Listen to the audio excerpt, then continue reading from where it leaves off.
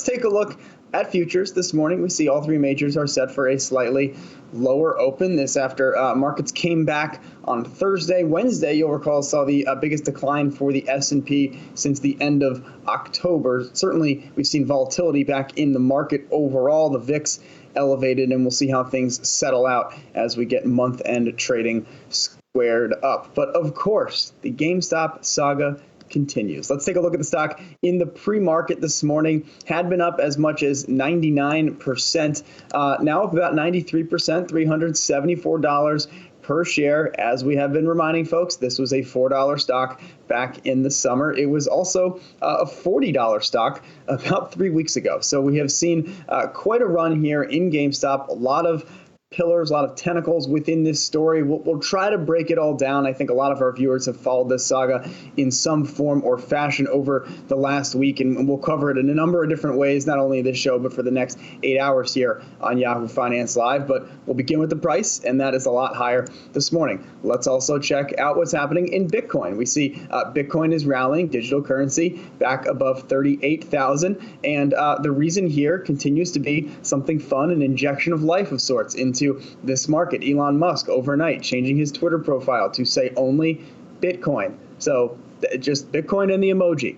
That's it. That's how we got here. That's the pop you're seeing on the screen here on the left. So that is the world we live in. That is the market we have. Now, while markets have been captivated, fascinated by all this, all these strange goings on, let us not forget we are in the midst of a global pandemic. But the news there, not all bad, at least when it comes to vaccine. Good news from both Novavax as well as Johnson & Johnson just within the last hour or so from J&J. You see shares are under pressure just a little bit. Anjali Kimlani will join us in the next segment to talk more about the details here. But the short of it, Johnson & Johnson with a one-dose COVID vaccine, 2/3 effective against preventing infection there. So we'll get into the details of what that means for our pandemic response in the future of COVID here in the U.S. and around the world. But let's start with where things stand as we know them on the GameStop side. And I think the story this morning is on the Robinhood side. Yesterday,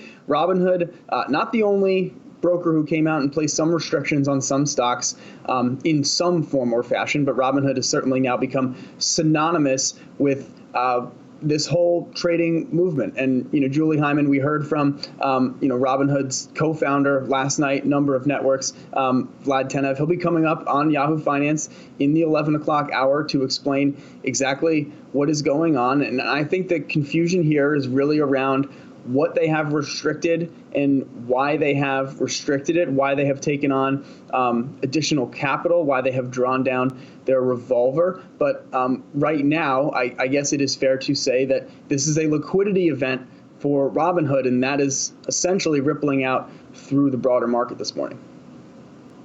Yeah, that seems to be at least partially the case, but not just the broader market, right? It's rippling through to Washington as well, because now we've got members of Congress beating their chests about protecting the little guy in this situation. But I think that the little guy, and probably the investing public at large, right, doesn't know that much about the process of execution, the process of clearing a trade and how long it takes and what the liquidity has to look like on the back end. Now, this is something that we here at Yahoo Finance, our colleagues, Akiko and Zach, talked to the Webull head about this. Webull is another platform like Robinhood, and he talked yesterday about how this process works. In reality, what's going on is that there is a 2-day settlement between if you buy the stock today, those brokerage firms that you bought that stock on have to fund that trade with the clearing central house called DTC for 2 whole days. And because of the volatility of these stocks, DTC has made the cost of the collateral for the two-day holding period extremely expensive.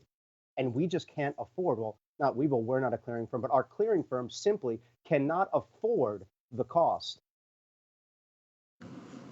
Now, in the case of Robinhood, I believe it actually acts as its own clearinghouse, so it clears its own trade, so it needs that collateral, it needs that capital cushion, which starts to explain why, it halted and restricted some of these trades, and also that it's doing capital raising.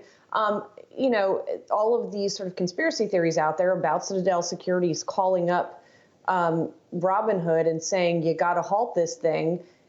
I mean, maybe they did that too. We don't know. But there is also this liquidity situation to consider. Well, I agree with you, Myles. I think today is very much the Robinhood lead. This is a lot of focus on Robinhood, and that is a little bit of a shifting story. And I'm focused on really two things. One, I'm having flashbacks to the great financial crisis, where you saw the likes of Countrywide Financial founder Angelo Mazzillo come out and do interviews, and it's pretty much say everything is fine. We don't need to raise money. Or you had Bear Stearns, Alan Schwartz come up here really at the middle of the crisis. Hey, everything's great. We're going to do great.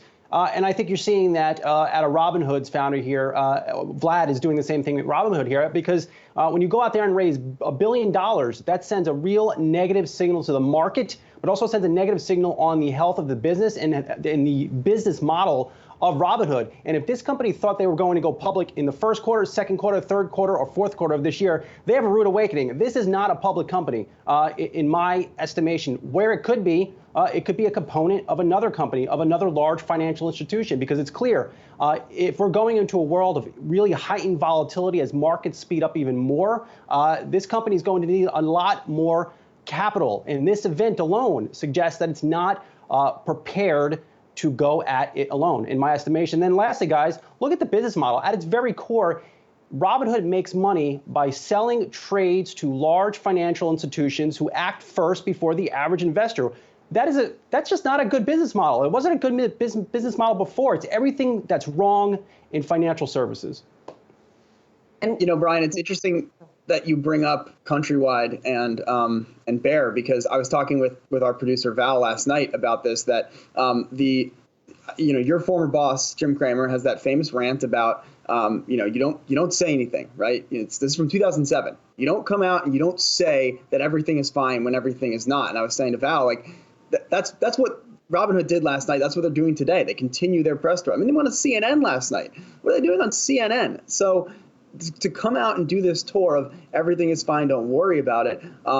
Look, I'm not a comms professional. I'm on the other side of that business, but it's not the kind of thing, and they're not a publicly traded company now, so it's a little bit different. They're not getting a mark to their business value today, but it is not the ideal thing for a company to come out and say the L word. You don't talk about your liquidity. You don't talk about your solvency. The second that you've mentioned that, you are admitting that there is a problem. Jen Rogers here at Yahoo Finance used to joke, don't bring up the balance sheet. Pretend it's all fine. It's just a thing that exists, and no one needs to know about it. And the company is obviously under major duress today and trying to straighten this thing out, both from a financial side and Julie, from a PR side. I think that's a big challenge for them as well. Yeah, I mean, I will say I'm hard-pressed to see that this is a systemic thing rather than just mostly a Robinhood thing and limited to some individual firms. I could, of course, be wrong, but I'm really struck by the differences in reaction among players in the market. On the one hand, you have Citron, Andrew Left, who's a well-known short-selling research provider, coming out this morning. He had been short GameStop, very notably, and has said in articles he has since received death threats for himself and his family as a result of that, coming out this morning and saying he's not going to do short selling research anymore, which is pretty remarkable for a guy that has made his name doing short selling research. On the flip side, we have Jim Chanos, another well-known short seller, although he goes long as well. He's got a hedge fund and a Twitter account that's been reportedly associated with him. It's reported that it's his Twitter account. He's basically saying this is all fine. He says, what's the outrage all about? In some tweets late yesterday, he says, we all learned about the risks of the no-cost online brokerage and model. So it's really interesting to see the really divergent reactions among people on Wall Street, off Wall Street, and all through the investing chain. Yeah. Jolie, I'll just add too here, guys. You're seeing the limitations, I think, of Silicon Valley trying to venture into Wall Street. It was all fun and games before for a company like Robinhood. They could profit off this new age business model that they did and go out there and do all these interviews saying we're democratizing financial services. But you're seeing the limitations of a company and a business model like Robinhood. They are not a Schwab. They are not an Interactive Brokers. They're not a JP Morgan. They're not a Morgan Stanley, which ultimately goes back to what I said before. Should they be part of a well-established financial intermediary? Yeah, and I think we are all going to and have learned this week and will in the weeks ahead a lot more than we ever wanted to about T+2 settlement. And what that really means for a company what it actually means when you go and execute a trade, where the money goes, where it doesn't go, how it exists and how it does not. Because that's the problem here. There are people who thought that their Robinhood account said they had $5,000. Well, they didn't have the money because their money hadn't gone from their bank to Robinhood yet, and so they can't get the money back. Anyway, we're going to get into all this, I think, for a long time ahead, but that is really sort of where the story has gone, Brian, and I think to your point, that's not really the market that Venture wanted to get into. They wanted to get into the, hey, there's no commission trading and we can get more engagement from our customers if that is the case, rather than worry about, what the DTCC rules are on clearing those trades and, who is warehousing them, so on and so forth. All right.